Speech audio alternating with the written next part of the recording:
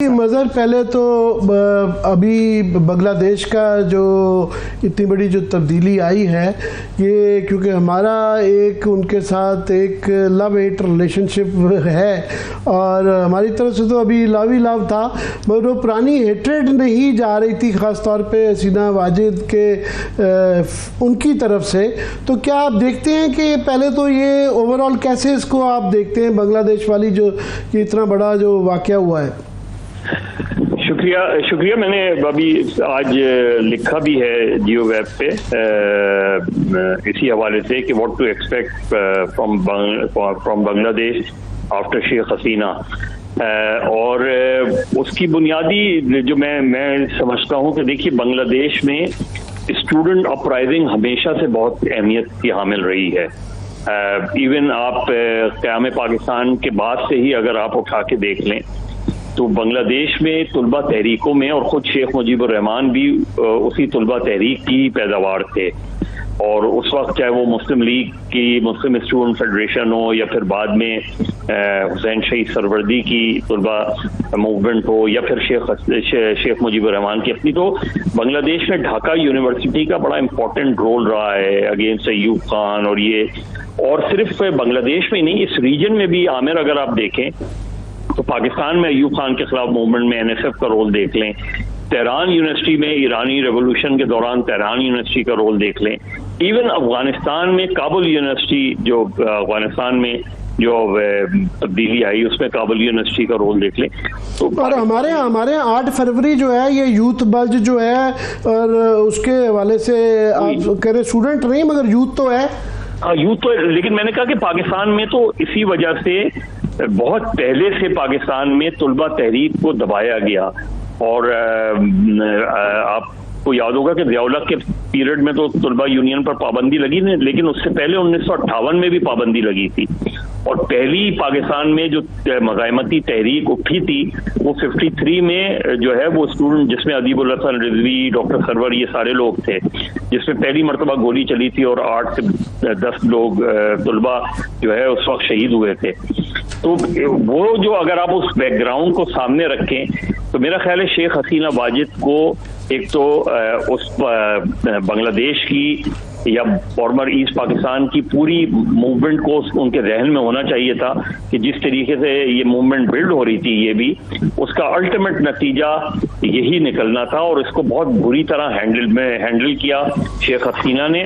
मगर मैं इसमें एक ऐड अगर कर दूं, आपने बड़ी अच्छी तरीके से इसका स्टूडेंट्स का सब कॉन्टिनेंट और खित्ते के अंदर और दुनिया भर में स्टूडेंट्स की जो मूवमेंट्स के अंदर रोल, मगर बंगाल की एक अपनी जो है पूरे सब कॉन्टिनेंट में मेरे ख्याल सबसे ज़्यादा वो कभी भी महकूम नहीं रहे, और अंग्रेज़ों के ख़िलाफ़ आज़ादी में भी सबसे ज़्यादा एक्टिव वो बंगाल के अंदर मूवमेंट रही। और Subhash Chandra Bose for example IRA जो थी वो बाकी सुलह भी कर रहे थे, मुज़ाकराती तरीके से गांधी साहब और नेहरू और बाकी करना चाह रहे थे, तो उन्होंने तो आर्म्ड स्ट्रगल जारी रखी थी अपनी। दोनों चीज़ें रही हैं। एक तो बंगाल में लिटरेसी रेट निस्बतन अच्छा रहा है, और दूसरे ये कि वहाँ पिजेंट मूवमेंट बहुत स्ट्रांग रही। अगर आपको याद हो कि इवन 54 का जो इलेक्शन हुआ था उसमें लेफ्ट की जगतो फ्रंट ने मुस्लिम लीग का सफाया कर दिया था वेस्ट पाकिस्तान में, और उसकी वजह से वो असेंबली तोड़ दी गई बजाय इसके कि उनको रिस्पेक्ट दी जाती, उस मैंडेट को रिस्पेक्ट दी जाती। तो मैंडेट की रिस्पेक्ट जो है पाकिस्तान में, चाहे वो 54 हो या 2024 हो, और या इसके बीच में जो भी इलेक्शंस अगर आप उठा के देख लें, तो बदकिस्मती से पाकिस्तान में, तो हम अगर इससे रिलेट करें तो बांग्लादेश में एक तो रेवोल्यूशन होता है, रेवोल्यूशन का सबसे बड़ा चैलेंज ये होता है, और ये मैंने लिखा भी है कि रेवोल्यूशन चेंज ऑफ रूलर हो या चेंज ऑफ सिस्टम हो, उसका सबसे बड़ा चैलेंज ये होता है कि क्या आप इसको सस्टेन कर सकते हैं, और यही तब्दीली। और ये जुमला कहा जाता है कि रेवोल्यूशन अपने आप को ही कहा जाता है, अगर उसको आप कंट्रोल ना कर पाएं और उसको सही तरीके से चैनलाइज ना कर पाएं, यही सबसे बड़ा चैलेंज। अब तो शेख हसीना चली गई, उनकी गवर्नमेंट खत्म हो गई, उनकी अपनी गलतियां, क्योंकि ब्रूटैलिटी की इंतहा कर दी थी उन्होंने, अथॉरिटेरियन रूल्स कायम कर दिया था, लेकिन अब पोस्ट शेख हसीना वाजिद बांग्लादेश को हम किस तरह देखेंगे? डॉक्टर यूनुस जाहिर है वो एक बहुत ही काबिल आदमी है, नोबेल प्राइज वो हैं, और उसके अलावा खालिदा जिया जिनको बंद कर दिया गया था, उनका रोल बनेगा। तो असल में अब जो चैलेंज होगा पूरी बांग्लादेश के न्यूज सिस्टम का, वो चैलेंज यही होगा कि एक तो ये कि डेमोक्रेसी को किस तरह उसका डेमोक्रेसी का रिवाइवल हो,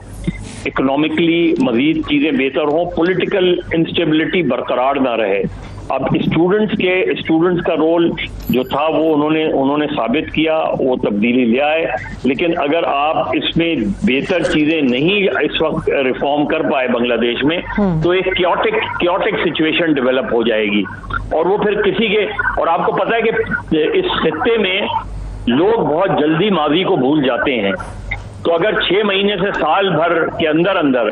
चीजें बेहतर नहीं हुई तो you never know, Sheikh Hasina तो चली गई लेकिन अवामी लीग तो बहरहाल मौजूद है, और अवामी लीग का रिवाइवल भी हो सकता है। ऐसा नहीं होता कि चीजें खत्म हो जाए तो उसके साथ वो पार्टी भी खत्म हो जाएगी, सब कुछ। तो ये जो इस वक्त जो लोग तब्दीली लेकर आए हैं, उनका इस वक्त सबसे बड़ा चैलेंज ये होगा कि इस पूरी चीज को जिसकी वजह से वो चेंज लाए हैं, इसका रिवाइवल कैसे हो, सस्टेनेबिलिटी कैसे हो, डेमोक्रेसी मजबूत कैसे हो, क्योंकि बांग्लादेश में अपराइजिंग हर चंद साल बाद हमें नजर आती है। अगर हम माजी में देखें तो देखना यह है कि पोस्ट शेख हसीना वाजिद बांग्लादेश हमें किस तरह का नजर आता है, ज्यादा स्ट्रॉन्ग नजर आता है। मजर अभी तो काफी सवाल होंगे, ये देखना पड़ेगा कि वहाँ बुरी हुकूमत किस तरह बनती है, फिर क्या मिलिट्री जो है, फिलहाल तो उन्होंने ये रोल अपना अदा किया है, पर जिस तरह ज़ियाउल हक साहब भी 90 दिन के लिए आए थे, फिर वो एक्सटेंड हो गया, उनका क्या रोल रहता है, फिर इलेक्शन क्या टाइम पे दोबारा हो पाते हैं और किन हालात में होते हैं, और अवामी लीग को अभी जिस तरह मुशावरत में नहीं बुलाया गया तो क्या उनको बिल्कुल आउट कर दिया जाएगा, और कर दिया जाएगा तो उसका क्या रिएक्शन होगा? मेरा जो सवाल जो है आपसे, उसमें आप तजिया भी अपना इसके मेरे भी कमेंट कर दीजिएगा, मगर पाकिस्तान के लिए एक अपॉर्चुनिटी आई है कि हम 50 साल से जो पहले एक हमारा ख्याल था, और कई लोग कहते थे कि यार अगर हम कन्फेडरेशन ही बना लेते, उनके साथ अच्छे तरीके से अलहदगी कर लेते, तो क्या अपॉर्चुनिटी एग्जिस्ट करती है हमारे लिए? देखिए, 2 चीजें होंगी। जाहिर है इंडिया इस सिचुएशन से खुश नहीं होगा जो डेवलप हुई है, और वो किसी ना किसी तरीके से उनका इन्वॉल्वमेंट तो हमें नजर आएगा, लेकिन हमें मेरा ख्याल है बहुत जल्दबाजी भी नहीं करनी चाहिए, इंतजार करना चाहिए कि चीजें किस तरीके से स्टेबलाइजेशन की तरफ जाती हैं। जाहिर है इस वक्त अगर खालिदा जिया वापस आती हैं, डॉक्टर यूनुस जैसे लोग जो है उनका एक एडवाइजरी रोल रहता है, जो तुलबा हैं वो इन चीजों को जो इशू था कोटा सिस्टम का, वो किस तरीके से रिजॉल्व किया जाता है,